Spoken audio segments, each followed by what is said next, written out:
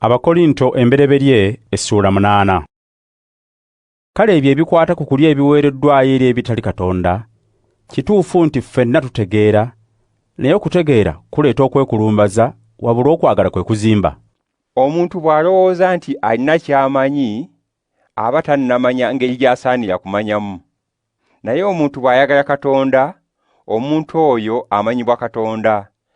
Naye bwe twogera ku kulyanga ebiweebwayo eri ebyo ebitali Katonda, tumanyi nti ebyo ebitali Katonda tebiriimu nsa. Tumanyi nti waliwo Katonda omu yekka, newankubadde nga waliwo abayitibwa balubaale mu ggulu oba ku nsi.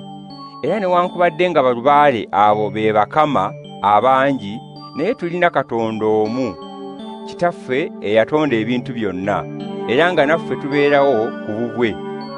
Era waliwo Mukama omu yekka Yesu Kristo, byonna mwe byatonderwa, atubeesaawo.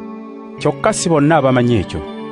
Naye abantu abamu baamanyiira ebitali Katonda, era n'okutuusa kaakano bwe balya emmere eyo balowooza nti y'ebyo ebitali Katonda. Era olw'okubanga omwoyo gwabwe munafu, balowooza nti bakoze kibi okulya emmere eyo.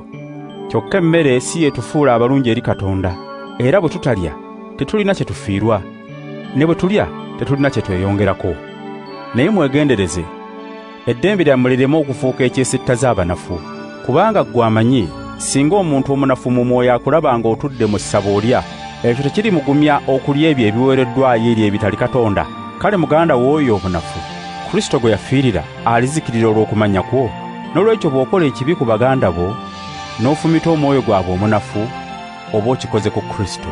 Kale obanga kyendya kireetera muganda wange okugwa mu kibi, siiryenga nnyama emirembe gyonna, nneme okuleetera muganda wange okugwa mu kibi.